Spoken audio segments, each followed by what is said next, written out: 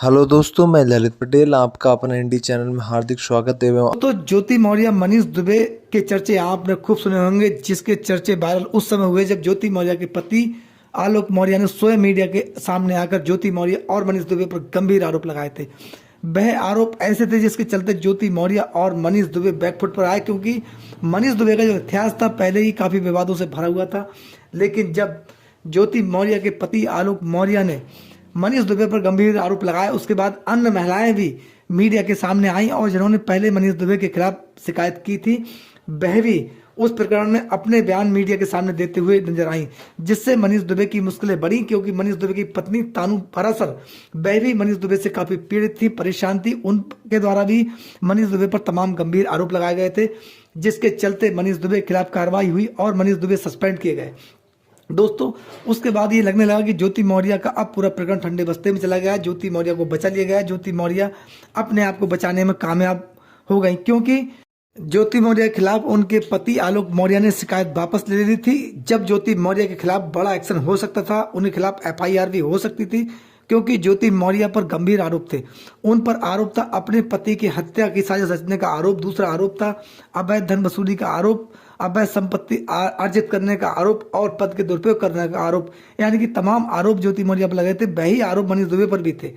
लेकिन ज्योति मौर्य को जब लगा कि अब मेरे खिलाफ बड़ा एक्शन होगा, ऐसे में ये सवाल बहुत उठने लगे, क्योंकि इस पूरे प्रकरण में बीना मानवी की इंटरव्यू, बीना मानवी के द्वारा तमाम आलोक मौर्य के मामले में बयान दिए गए। वहीं आलोक मौर्य के खिलाफ बीना मानवी के इस प्रकार के बयान थे जिससे एक प्रकार से आलोक मौर्य दोषी सिद्ध होने लगे थे। यानी कि बीना मानवी ने इस प्रकार से कटाक्ष किया, तब लोगों ने ये आरोप भी लगाया कि बीना मानवी को कहीं ना कहीं ज्योति मौर्य और मनीष दुबे एंड कंपनी के द्वारा हायर किया गया है, जो एक प्रवक्ता काम कर रही है, वहीं बीना मानवी के द्वारा किया भी गया है। दोस्तों, इसमें बीना मानवी पर तमाम ऐसे आरोप भी थे और लोगों ने भी आरोप लगाया था कि बीना मानवी केवल पक्षपाती रवैया अपनाती है, क्योंकि बीना मानवी ने मनीष दुबे की पत्नी तनु पारासर के मामले में एक शब्द भी नहीं बोला, तनु पारासर का एक बार भी सहयोग नहीं किया। कहीं मनीष दुबे के खिलाफ आरोप लगाने वाली महिला होमगार्ड के साथ भी बीना मानवी खड़ी हुई दिखाई नहीं दी। ऐसे में ज्योति मौर्य के साथ क्यों? बीना मानवी के आरोपों के चलते तमाम ऐसे मामले थे जो आलोक मौर्य ने मीडिया के सामने उजागर किए, लेकिन आलोक मौर्य ने अपना परिवार बचाए रखने की दृष्टि से ज्योति मौर्य के खिलाफ जो शिकायत वापस ली। दोस्तों, हम यहाँ पर बात करते हैं केवल ज्योति मौर्य मनीष दुबे के मामले में। मनीष दुबे एक उच्च पद पर बैठे हुए होमगार्ड कमांडेंट थे, लेकिन उनके द्वारा तमाम ऐसे कृत्य किए गए, और ज्योति मौर्य एक PCS अधिकारी।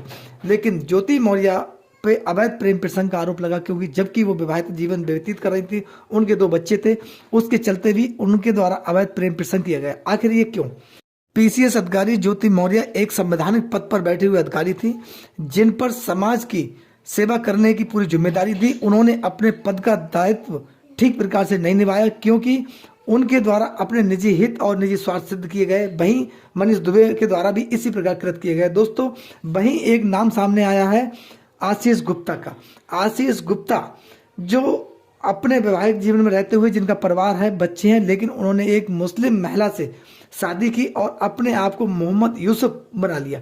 दोस्तों, एक परिवार होने के बावजूद भी आशीष गुप्ता एक नायब तहसीलदार है जो हमीरपुर जिले में पोस्टेड है, लेकिन उनके द्वारा इस प्रकार कृत किया गया। यानी कि आशीष गुप्ता के द्वारा प्रेम प्रसंग और उसके बाद विवाह करना, अपने परिवार को एक प्रकार से देखा जाए दरकिनार करने का काम आशीष गुप्ता ने किया। वो क्यों?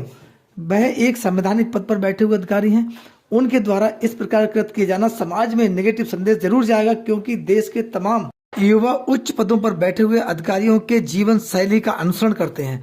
यानी कि इन पर 2 जिम्मेदारी होती है, एक तो समाज में अपने जीवन शैली के द्वारा पॉजिटिव संदेश देना, दूसरा अपने पद का सदुपयोग करना, अपने पद का उपयोग समाज और देश की जनता के हित में करना। लेकिन वहीं एक ऊंची पोस्ट पर पहुंचने के बाद इनके द्वारा अपने निजी हित, निजी स्वार्थ सिद्ध किए जाते हैं। देश की आम जनता के बारे में इनके पास सोचने के लिए समय नहीं होता, जबकि ये प्रत्येक महीने की 1 तारीख को अपनी सैलरी लेने बैंक के पास पहुंच जाते हैं और अपनी सैलरी लेकर आते हैं। अगर वही इनकी सैलरी मिलने में अगर 2 दिन लेट भी हो जाए तो इन्हें पीड़ा होती है, सरकार और शासन से शिकायत होती है।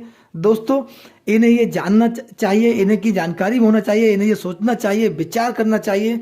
अनजान बनने की जरूरत नहीं है, क्योंकि इनके द्वारा प्रत्येक महीने की 1 तारीख को जो सैलरी ली जाती है वह देश की जनता की खून पसीने और गाड़ी कमाई का हिस्सा होता है। जिसको जो प्रत्येक दिन ऐसो आराम के साथ उड़ाते हुए नजर आते हैं। वहीं देश का नागरिक, देश का आम व्यक्ति, गरीब, मजदूर, किसान अपनी गाड़ी कमाई का हिस्सा इन्हें केवल इसलिए समर्पित करता है जिससे कि समाज और संविधान की व्यवस्था के अनुरूप जिस प्रकार पब्लिक को असुविधा हो या परेशानियां हो, उनका निराकरण करने के लिए इन अधिकारियों को नियुक्त किया गया है।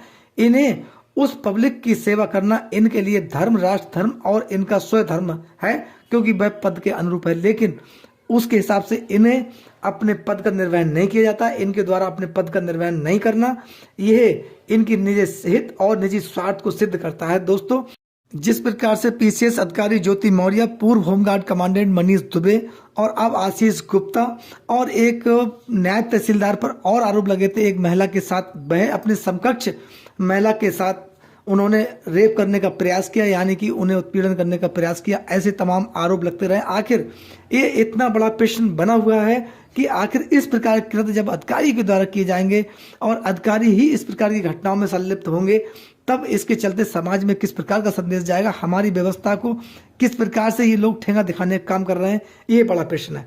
शायद अब वह वक्त आ गया है कि इस प्रकार का कानून बने कि जिस प्रकार ये लोग अपने पद का दुरुपयोग करते हैं, देश की आम जनता को ठेंगा दिखाने का काम करते हैं, पद पर बैठने के बाद निजी हित सिद्ध करने में लगे होते हैं, और वहीं समाज में गलत अपने व्यवहार के द्वारा, अपने चरित्र के द्वारा जिस प्रकार समाज में नेगेटिव संदेश देते हैं, इनके खिलाफ उस कानून के द्वारा बड़ा एक्शन हो सके, जो समाज और राष्ट्र हित में बहुत जरूरी है। क्योंकि देश में प्रतिभाओं की कमी नहीं है, देश में लोगों की कमी नहीं है जो अपने राष्ट्र और धर्म और संस्कृति के लिए आगे बढ़ाने के लिए हमेशा अग्रसर हैं। वह इनसे बेहतर काम कर सकते हैं, लेकिन उन लोगों को मौका मिलने की जरूरत है।